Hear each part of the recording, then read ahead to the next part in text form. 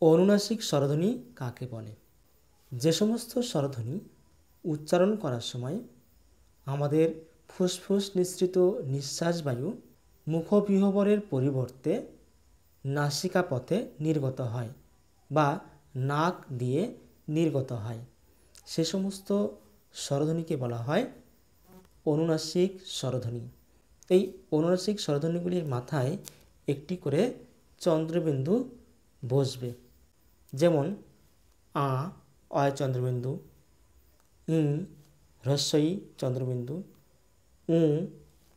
উ হ্রস্ব উ চন্দ্রবিন্দু, এ এর চন্দ্রবিন্দু, ও এর মাথায় চন্দ্রবিন্দু। এই অনুনাসিক স্বরধ্বনিগুলিকে যদি আমরা শব্দে প্রয়োগ করি, যেমন আকা, স্বরে আ চন্দ্রবিন্দু কয়াকার, আকা। এখানে স্বরে আ চন্দ্রবিন্দু হচ্ছে অনুনাসিক স্বরধ্বনি। ইঁদারা, হ্রস্বই চন্দ্রবিন্দু দয়াকার, বয়বিন্দু রয়াকার। ইঁদারা বানানেও হ্রস্বই চন্দ্রবিন্দু হচ্ছে অনুনাসিক স্বরধ্বনি।